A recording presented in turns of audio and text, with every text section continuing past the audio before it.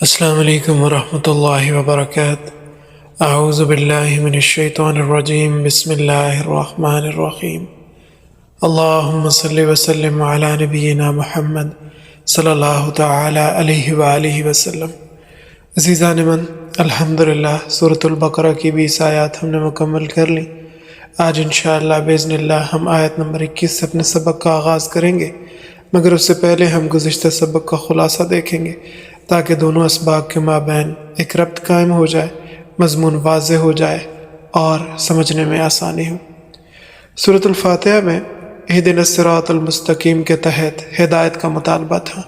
صاحب التفسیر نقل کرتے ہیں کہ سورہ بقرہ کے شروع میں اس ہدایت نامے کے ملنے کی بشارت تھی، ذالک الکتاب لا ریب فیہ ھدی للمتقین، کہ جو ہدایت تم مانگتے تھے وہ اللہ تعالیٰ نے اس کتاب کی شکل میں تمہیں دے دی جس میں کوئی شک نہیں۔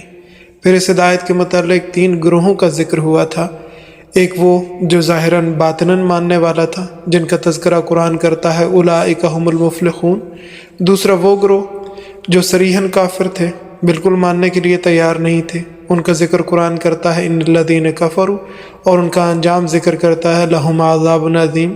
پھر تیسرا گروہ تھا جو منافقین کا ہے، جو ظاہراً تو اس چیز کا اقرار کرتے تھے، آمنا باللہ و بالیوم الآخر، اللہ تعالیٰ کے اوپر ایمان لائے ہیں اور آخرت پہ بھی ایمان لائے ہیں، مگر جب وہ اپنے مشرکین سرداروں کے پاس جاتے، وہ ان کے کان کھینچتے تو ان سے کہتے نحن مستہزئون، ہم تو ان کے ساتھ مذاق کرتے ہیں، ہم بھلا کہاں ایمان لانے والے ہیں، انا معکم، آپ شک نہ کریں، ہم تو آپ کے ساتھ ہی ہیں، ہم تو آپ ہی کے ساتھ ہیں۔ وہ ہدایت نامہ یعنی قرآن پاک جو اللہ تعالیٰ کی طرف سے ملا ہے، وہ اصل میں کیا کہتا ہے، اور یہ بات بھی ذہن نشین کرنے کے لائق ہے۔ صاحب التفسیر بیان فرماتے ہیں کہ اصل عقیدے 3 ہیں: توحید، رسالت اور قیامت۔ باقی جتنے عقیدے ہیں وہ ان تینوں کی طرف لوٹتے ہیں، یعنی ان کی برانچز ہیں، ان کی شاخیں ہیں۔ اللہ تعالیٰ نے اس رکوع میں، جسے آج ہم انشاءاللہ باذن اللہ تلاوت کریں گے، ان میں تینوں بنیادی عقائد کو ذکر فرمایا ہے۔ یا ایھا الناس اعبدوا میں توحید کا ذکر ہے، وَإِن كُنتُم فِي رَيْبٍ میں رسالت کا ذکر ہے، وَكَيْفَ تَكْفُرُونَ بِاللَّهِ أَمْوَاتًا اس میں قیامت کا تذکرہ ہے۔ اللہ رب العالمین ارشاد فرماتے ہیں یا ایھا الناس، اے انسانوں۔ عزیزان من، حضرت صلی اللہ تعالیٰ علیہ وآلہ وسلم کی بعثت تو جنوں اور انسانوں سب کے لیے ہے، اور خطاب یہاں پہ صرف انسانوں کو اس لیے کیا ہے کہ اللہ تعالیٰ نے زمین کی خلافت انسانوں کے سپرد فرمائی ہے۔ حضرت آدم علیہ السلام کے زمین پر نزول کے بعد زمین پر خلیفہ انسان ہی ہے، اور جنات انسانوں کے تابع ہیں، اور خطاب ہمیشہ اصل کو ہی کیا جاتا ہے۔ اسی لیے فرمایا یا ایھا الناس، اے انسانوں، اور یہ خطاب تمام انسانوں کو ہے، کالے گورے عربی اجمی کی تخصیص کے بغیر۔ اعبدوا ربکم، عبادت کرو اپنے رب کی، الذی خلقکم، جس نے تم کو پیدا کیا ہے۔ اور اللہ تعالیٰ کی صفت خلق اتنی واضح ہے کہ جو پکے سکہ بند مشرک تھے وہ بھی مانتے تھے کہ ہر چیز کا خالق اللہ ہے۔ قرآن پاک میں آتا ہے وَلَئِن سَأَلْتَهُمْ، اگر آپ ان سے سوال کریں من خلقہم، ان کو کس نے پیدا کیا ہے، لَيَقُولُنَّ اللَّهُ، تو وہ ضرور کہیں گے کہ اللہ تعالیٰ نے پیدا کیا ہے۔ تو اللہ رب العالمین فرماتے ہیں کہ عبادت اس کی کرو جس نے تمہیں پیدا کیا ہے، اور صرف تمہیں ہی نہیں پیدا کیا بلکہ والذین من قبلکم، اور ان لوگوں کو جو تم سے پہلے ہوئے۔ اللہ تعالیٰ ان کا بھی خالق ہے، اور پہلوں کا بھی اور پچھلوں کا بھی، قیامت تک سب کا خالق اللہ رب العالمین ہے۔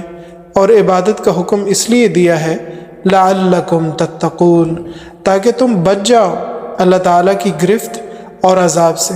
اللہ رب العالمین اگرچہ نظر نہیں آتے، مگر اللہ رب العالمین کی قدرت کی نشانیاں، دلائل اتنے واضح ہیں کہ کوئی اندھا بھی انکار نہیں کر سکتا۔ البتہ ضد کا کوئی علاج نہیں ہے۔ حافظ ابن کثیر رحمہ اللہ تعالیٰ علیہ نے اس مقام پر 3 واقعات نقل فرمائے ہیں جو صاحب التفسیر ذکر فرماتے ہیں۔ پہلا واقعہ امام اعظم ابو حنیفہ رحمہ اللہ تعالیٰ علیہ کا ہے۔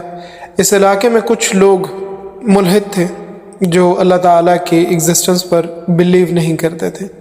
وہ یہ سمجھتے تھے کہ یہ نظام خود بخود چل رہا ہے، اس کا چلانے والا کوئی نہیں ہے، یعنی وہ خدا تعالیٰ کے وجود کے منکر تھے۔ یہ لوگ امام صاحب رحمۃ اللہ تعالیٰ علیہ کے پاس آئے اور کہنے لگے کہ ہم اللہ تعالیٰ کی ایگزسٹنس کو نہیں مانتے، اللہ تعالیٰ کہیں نہیں ہے، اور آپ ہمیں رب تعالیٰ کے ہونے پر کوئی دلیل دیں کہ رب کہاں ہے اور اس کی صورت کیا ہے۔ امام اعظم ابو حنیفہ رحمہ اللہ تعالیٰ علیہ نے فرمایا کہ میں ایک فکر میں ہوں، اور صاحب التفسیر اس کی وضاحت کرتے ہیں کہ اگر کوئی شخص سمجھانے کے لیے کوئی کہانی کو حکایت بیان کرتا ہے تو وہ درست ہے، جائز ہے۔ تو امام صاحب فرمانے لگے کہ میں ایک فکر میں ہوں کہ میرے سامنے ایک درخت تھا، میرے دیکھتے ہی دیکھتے وہ درخت گر گیا اور خود بخود اس کے تختے بن گئے، اور پھر وہ خود بخود جڑنے لگے، ان کے اندر میخیں گڑنے لگیں اور وہ کشتی کی شکل اختیار کر کے پھر وہ کشتی ایک کنارے سے دوسرے کنارے پر جاتی ہے، لوگوں کو سوار کرتی ہے، ادھر کے مسافروں کو ادھر، ادھر کے مسافروں کو ادھر پہنچاتی ہے، اور خود ہی کرایہ بھی وصول کرتی۔ امام رحمہ اللہ تعالیٰ علیہ نے جب یہ بات فرمائی تو وہ دہریے، وہ ایتھیسٹ، وہ ملحد جو سامنے بیٹھے ہوئے تھے، وہ کہہ لگا کر ہنسنے لگے اور کہنے لگے ہم نے تو بڑی آپ کی تعریف سنی تھی کہ آپ بڑے صاحب علم و بصیرت ہیں، آپ بہت بڑے فقہ کے امام ہیں، مگر آپ نے جو گفتگو کی ہے اس سے تو معلوم ہوتا کہ آپ سے بڑا کوئی بے وقوف نہیں ہے۔ بھلا یہ کیسے ممکن ہے کہ درخت خود بخود کٹے اور پھر اس کے تختے بن جائیں، پھر اس میں میخیں گڑ جائیں، وہ خود بخود ایک کشتی کی شکل اختیار کر لے، اس کا کوئی ناخدا نہ ہو، کوئی اس کا ملاح نہ ہو، کوئی اسے چلانے والا نہ ہو، پھر مسافر خود ہی اس کے اندر سوار ہوں، وہ ادھر سے ادھر سفر کرے اور وہاں کے مسافروں کو ادھر سے ادھر منتقل کرے اور کرایہ بھی خود وصول کرے؟ ہے بھلا کوئی عقل کی بات؟ یہ کیسے ممکن ہے؟ امام اعظم ابو حنیفہ رحمہ اللہ تعالیٰ علیہ نے فرمایا کہ ایک کشتی کا بغیر بنانے والے کے خود بخود بن جانا اور بغیر چلانے والے کے چلنا، یہ تم لوگوں کی سمجھ میں نہیں آ رہا، یہ تمہارے لیے بہت عجیب واقعہ ہے۔ ظالمو، یہ آسمان و زمین، یہ پہاڑ اور دریا، یہ شجر و حجر، یہ درخت، یہ چاند ستارے، یہ سارا نظام کائنات، یہ کس طرح خود بخود بن گیا؟ ایک کشتی کو بغیر ملاح کے چلنا تو تمہاری سمجھ میں نہیں آ رہا، اس کے لیے تم اتنے تعجب کا اظہار کرتے ہو، تو یہ سارا کارخانہ کائنات خود بخود کس طرح بن گیا اور کیسے چل رہا ہے بغیر کسی چلانے والے کے؟ حافظ ابن کثیر رحمہ اللہ تعالیٰ علیہ فرماتے ہیں فَأَسْلَمُوا عَلَى يَدَيْهِ، وہ تمام کے تمام لوگ امام اعظم ابو حنیفہ رحمہ اللہ تعالیٰ علیہ کے ان دلائل کو سن کر انہی کے ہاتھ پر اسلام قبول کرتے ہیں۔ اور دیکھنے کی بات ہے اور ساتھ سمجھنے کی بھی بات ہے، میرے سامنے ٹیبل پڑی ہوئی، اس کو کسی نے بنایا ہے تو بنی ہے، خود بخود تو نہیں بنی۔ مولانا روم رحمہ اللہ تعالیٰ علیہ فرماتے ہیں ہیچ چیزیں خود بخود چیزیں نشد، ہیچ آہن خود بخود تیغے نشد، کوئی چیز خود بخود چیز نہیں بن سکتی اور کوئی لوہا خود بخود تلوار نہیں بن سکتا، بلکہ بنانے والا بناتا ہے تو بنتی۔ یہ مثنوی کا شعر ہے، اور پہلے وقتوں میں مرد و خواتین گھروں میں فارغ اوقات میں مثنوی پڑھتے تھے، جس کی جگہ آج کل ناولوں نے لے لی۔ آن سکرین ٹائم بہت زیادہ سپینڈ ہو رہا ہے اور فائدہ کچھ نہیں ہو رہا۔ اسی طرح کا ایک واقعہ امام شافعی رحمہ اللہ تعالیٰ علیہ کا ہے، جیسے حافظ ابن کثیر رحمہ اللہ تعالیٰ علیہ نے نقل کیا۔ امام شافعی رحمہ اللہ تعالیٰ علیہ سے بھی کسی نے سوال کیا کہ اللہ تعالیٰ کی ایگزسٹنس پر آپ کے پاس کیا دلائل ہے؟ تو وہ فرمانے لگے کہ یہ شہتوت کا درخت ہے، اس کے پتے کو ریشم والے کیڑے کھاتے ہیں تو ان کے جسم سے ریشم کے دھاگے نکلتے ہیں، اگر شہد کی مکھیاں کھاتی ہیں تو شہد بنتا ہے، اور انہی پتوں کو اگر گائے بکریاں کھائیں تو گوبر اور مینگنیاں بنتی ہیں، اور اگر ہرن کھائے تو کستوری بنتی ہے۔ امام صاحب رحمہ اللہ تعالیٰ علیہ نے فرمایا کہ پتے وہی ہیں، باقی سب اللہ تعالیٰ کی قدرت کے مظاہر ہیں، یعنی کچھ کھاتے ہیں تو ان کے اندر سے شہد نکلتا ہے، کچھ کھاتے ہیں تو ان کے اندر سے ریشم کے دھاگے نکلتے ہیں، اور کہیں گوبر نکل رہا ہے اور کہیں پہ کستوری بن رہی ہے، تو یہ سب اللہ تعالیٰ کی قدرت کا منبع ہے۔ اسی طرح امام احمد بن حنبل رحمہ اللہ تعالیٰ علیہ کے پاس ایک شخص آیا، اس واقعے کو بھی حافظ ابن کثیر رحمہ اللہ تعالیٰ علیہ نے نقل کیا ہے۔ اس نے آ کے یہ سوال کیا کہ اللہ تعالیٰ کے ایگزسٹنس پر آپ کے پاس کیا دلائل ہے؟ تو انہوں نے فرمایا ایک قلعہ ہے جس کا نہ تو کوئی دروازہ ہے اور نہ کھڑکی، اوپر سے چاندی کی طرح سفید ہے اور اندر سے سونے کی طرح ہے، پس اچانک اس کی دیواریں پھٹ جاتی ہیں اور اس میں سے خوبصورت پیاری آواز والا حیوان نکلتا ہے جو دیکھتا بھی ہے سنتا بھی ہے۔ اس قلعے سے مراد انڈا ہے اور اسے نکلنے والا چوزا ہے جو بڑا خوبصورت اور پیاری آواز والا ہوتا ہے۔ جس ذات نے بند قلعے سے، جس میں نہ خوراک کا راستہ ہے نہ ہوا، یہ چوزا پیدا فرمایا، وہی اللہ تعالیٰ تمام کائنات کا بنانے والا ہے۔ تو اللہ تعالیٰ کا ہونا بڑی آسانی سے سمجھا جا سکتا ہے۔ جو گھاس زمین سے پیدا ہوتا ہے وہ زبان حال سے کہہ رہا ہوتا ہے کہ اللہ تعالیٰ وحدہ لا شریک ہے، کیونکہ گھاس یا کوئی بھی پودا جب زمین سے نکلتا ہے تو پہلے اس کی ایک کونپل نکلتی ہے جو اللہ تعالیٰ کے وحدہ لا شریک ہونے پر دلالت کرتی ہے، پھر اس میں شاخیں اور ٹہنیاں نکلتی ہیں۔ تو اللہ تعالیٰ نے فرمایا کہ عبادت اس کی کرو جس نے تمہیں اور تم سے پہلے سب کو پیدا فرمایا ہے تاکہ تم اس کے عذاب سے بچ جاؤ۔ الذی جعل لکم الارض فراشا، اللہ تعالیٰ وہ ذات ہے جس نے بنایا ہے تمہارے لیے زمین کو بچھونا، والسماء بناء، اور آسمان کو چھت، اور تم اس زمین میں رہ رہے ہو اور اسی چھت کے نیچے چلتے پھرتے ہو۔ وَأَنزَلَ مِنَ السَّمَاءِ مَاءً، اور اس نے اتارا آسمان کی طرف سے پانی بارش کی صورت میں، فَأَخْرَجَ بِهِ، پھر اس نے نکالے اس پانی کے ذریعے سے، مِنَ الثَّمَرَاتِ، پھل، رِزْقًا لَكُمْ، تمہارے لیے روزی بنائی۔ براہ راست پھل بھی کھائے جاتے ہیں اور پھلوں کو فروخت کر کے اناج بھی خریدا جاتا ہے اور کھاتے بھی ہو، اور دیگر ضروریات بھی انہیں سے پوری کرتے ہو۔ یہ تمام انتظام کرنے والا کون ہے؟ زمین بنانے والا کون ہے؟ آسمان کو کھڑا کرنے والا کون ہے؟ بارشیں کون برساتا ہے اور ان کے ذریعے سے زمین سے پھل، اناج اور غلے کون نکالتا ہے؟ روزی کا انتظام کون کر رہا ہے؟ جب یہ سب کچھ کرنے والا ایک اکیلا تنہا اللہ ہے، فلا تجعلوا للہ اندادا، پس نہ بناؤ تم اللہ تعالیٰ کے لیے شریک، وانتم تعلمون، حالانکہ تم جانتے ہو کہ اللہ ہی خالق ہے، اللہ ہی مالک ہے، اللہ ہی رازق ہے، پھر شریک کیوں بناتے ہو؟ اس کے بعد آگے رسالت کا مسئلہ ہے جسے صاحب التفسیر نے واضح کیا ہے۔ کافر مشرک لوگ کبھی تو حضرت صلی اللہ تعالیٰ علیہ وآلہ وسلم کو ساحر اور کبھی مجنون کہتے تھے اعوذ باللہ، اور کبھی کہتے تھے اساطیر الاولین، یعنی یہ جو قرآن کے ذریعے سے آپ گزشتہ اقوام کے واقعات ہمیں سناتے ہیں، یہ تو محض پچھلے لوگوں کی قصے کہانیاں جو آپ ہمیں سناتے ہیں۔ بے شک قرآن کریم کے اندر آدم علیہ السلام، نوح علیہ السلام اور دیگر انبیاء کرام علیہ السلام کے واقعات موجود ہیں، مگر ان واقعات سے محض دماغی عیاشی نہیں ہے کہ وقت گزاری کرنے کے لیے ان واقعات کو سننا ہے یا پڑھنا ہے یا بتانا ہے، بلکہ ان کے اندر ایک حقیقت ہے جس سے عبرت اور سبق حاصل ہوتا ہے۔ اسی لیے اللہ رب العالمین نے فرمایا فَقْصُصِ الْقَصَصَ لَعَلَّهُمْ يَتَفَكَّرُونَ، بس آپ علیہ السلام واقعات بیان کریں تاکہ یہ لوگ غور و فکر کریں۔ اور کبھی وہ کہتے تھے کہ یہ مفتری ہے اعوذ باللہ، یعنی قرآن خود بنا کے ہمیں سنا دیتے ہیں، یہ اللہ تعالیٰ کا کلام ہے ہی نہیں، جبکہ اللہ تعالیٰ نے آپ علیہ السلام کی حمایت میں ان لوگوں کو کھلا چیلنج دیا، وَإِن كُنتُمْ فِي رَيْبٍ، اگر تم شک میں ہو، مِمَّا نَزَّلْنَا عَلَىٰ عَبْدِنَا، اس چیز کے بارے میں جو اتاری ہے ہم نے اپنے بندے حضرت محمد صلی اللہ تعالیٰ علیہ وآلہ وسلم پر، یعنی قرآن پاک، فَأْتُوا بِسُورَةٍ، تو لاؤ تم کوئی چھوٹی سی صورت، مِن مِثْلِهِ، اس قرآن جیسی، یعنی تم کہتے ہو نا کہ یہ مفتری ہیں اعوذ باللہ، یہ خود سے گھڑ کے سنا رہے ہیں ہمیں، اللہ تعالیٰ کا کلام نہیں ہے یہ ایک انسان خود بنا رہا اور ہمیں سنا رہا ہے، تو پھر تم بھی اس جیسی کوئی ایک چھوٹی سی صورت بنا کے لے کے آؤ۔ قرآن پاک میں 3 صورتیں ہیں جو تمام صورتوں میں سب سے چھوٹی ہیں، سورۃ العصر، سورۃ الکوثر اور سورۃ النصر، اور یہ تینوں صورتیں پارہ نمبر 30 کے اندر موجود ہیں، اور قرآن کریم کی کوئی صورت 3 آیات سے کم نہیں۔ اسی لیے فقہائے کرام فرماتے ہیں کہ نماز کی ایک رکعت میں کم از کم 3 چھوٹی آیات پڑھنی چاہیے، یا ایک آیت اتنی بڑی ضرور پڑھ لی جائے جو ان 3 چھوٹی آیات کے برابر ہو، تو پھر نماز درست ہے۔ مطلب یہ ہے کہ سورہ فاتحہ کے بعد اگر آیت اتنی بڑی پڑھ لی جائے جو ان 3 آیات کے برابر ہو تو نماز درست ہے۔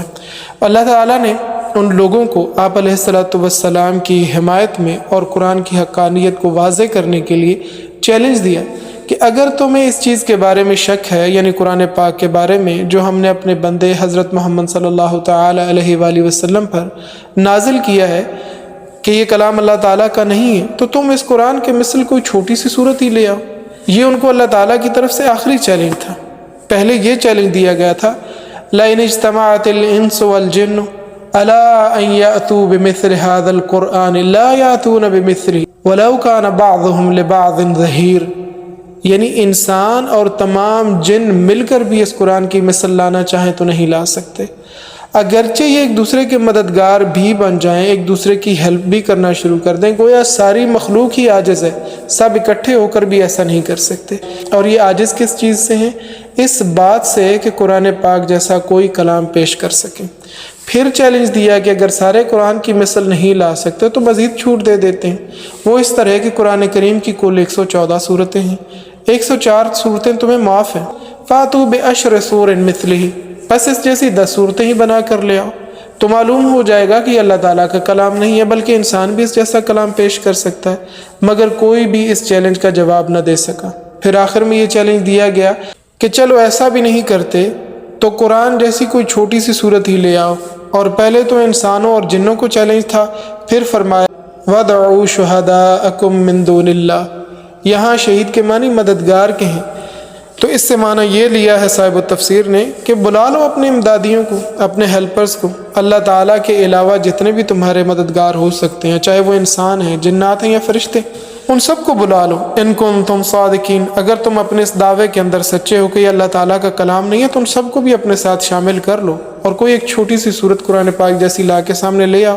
فَإِن لَّمْ تَفْعَلُوا، پس اگر تم نہ کر سکو، وَلَن تَفْعَلُوا، اور ہرگز نہ کر سکو گے۔ اور 15ویں صدی شروع ہے اب، آج تک کوئی مائکہ لال ایسا نہیں سامنے آیا جس نے قرآن پاک جیسی ایک بھی صورت لائی ہو سامنے، حالانکہ سبحان وائل جیسے بڑے بڑے فصیح لوگ بھی دنیا میں ہیں۔ وہ اتنا بلیغ تھا کہ جب سے اس نے شعور سنبھالا، اس نے اپنی بات کو بیان کرتے ہوئے کبھی ایک جملہ دوسری دفعہ نہیں کہا۔ جب بھی اسے ایک بات کو دہرانا پڑتا تو وہ نئے جملے سے اپنی بات کو، اپنے مدعا کو بیان کرتا ہوتا تھا، مگر اس کو بھی قرآن جیسی صورت لانے کی ہمت نہیں ہوئی، نہ آج تک کوئی لا سکا ہے، اور انشاءاللہ باذن اللہ قیامت تک کوئی بھی اس مقصد میں کامیاب نہیں ہو سکے گا۔ فَاتَّقُوا النَّارَ الَّتِي، پھر ڈرو تم اس آگ سے، وَقُودُهَا النَّاسُ وَالْحِجَارَةُ، جس کا ایندھن ہوں گے لوگ اور پتھر۔ صاحب التفسیر بیان فرماتے ہیں یعنی جس طرح اس آگ میں انسان جلیں گے اسی طرح پتھر بھی جلیں گے، اور وہ آگ دنیا کی آگ سے 69 گنا تیز ہوگی۔ اعدت للکافرین، تیار کی گئی ہے کافروں کے لیے، منکروں کے لیے، انکار کرنے والوں کے لیے، اور کافروں کا انجام ہوگا یہ کہ وہ آگ میں پتھروں کے ساتھ جلائے جائیں گے۔ جبکہ مومنین کا انجام کیا ہوگا؟ اللہ رب العالمین ارشاد فرماتے ہیں وَبَشِّرِ الَّذِينَ آمَنُوا، اور آپ خوشخبری سنا دیں ان لوگوں کو جو ایمان لائے، وَعَمِلُوا الصَّالِحَاتِ، اور اعمال کیے اچھے۔ کس چیز کی خوشخبری ہے؟ أَنَّ لَهُمْ جَنَّاتٍ، بے شک ان کے لیے ایسے باغات ہوگے، تجری من تحتها الانہار، کہ بہتی ہوں گی ان کے نیچے نہریں۔ اللہ تعالی ہمیں جہنم کے عذاب سے بچائے اور اپنی رحمت سے، محض اپنی رحمت اور لطف و کرم سے ہمیں جنت میں داخل فرمائے۔ کلما رزقوا منها من ثمرۃ رزقا، جب بھی ان کو دیا جائے گا ان جنتوں میں پھلوں سے رزق، قالوا هذا الذی، وہ کہیں گے یہ تو وہی ہے، رزقنا من قبل، جو اس سے پہلے ہمیں روزی دی گئی۔ وَأُتُوا بِهِ مُتَشَابِهًا، اور وہ اس میں دیے جائیں گے ایک دوسرے سے ملتا جلتا۔ مثال کے طور پر تیسرے دن جو پھل ملے گا اس کی شکل و صورت وہی ہوگی جو داخل ہوتے وقت جنت کے اندر ان کو کھلایا ہوا ہوگا، مگر ذائقہ الگ الگ ہوگا، لذت روز بروز بڑھتی جائے گی۔ پہلے دن کے پھل کا جو ذائقہ تھا دوسرے دن اس سے مختلف ہوگا اور پہلے کی نسبت زیادہ بہتر ہوگا۔ تیسرے دن کا ذائقہ پہلے 2 دن سے مختلف ہوگا اور کہیں زیادہ لذیذ ہوگا۔ اسی طرح ہر روز ان نعمتوں کی لذت، ان کی افادیت بڑھتی جائے گی انشاءاللہ باذن اللہ۔ جبکہ دوسری طرف کافروں کے متعلق کیا ہے؟ فَذُوقُوا فَلَن نَّزِيدَكُمْ إِلَّا عَذَابًا، پس چکھو تم، ہرگز نہیں بڑھائیں گے تمہارے لیے مگر عذاب ہی، یعنی ان کے عذاب میں دن بدن اضافہ ہوتا جائے گا، جبکہ مومنوں کی لذتوں کے اندر، ان کے آرام اور ان آسائشوں کے اندر اضافہ ہوتا چلا جائے گا۔ وَلَهُمْ فِيهَا أَزْوَاجٌ مُطَهَّرَةٌ، اور مومنین کے لیے کیا ہے؟ ان کے لیے ان جنتوں میں جوڑے ہیں پاکیزہ۔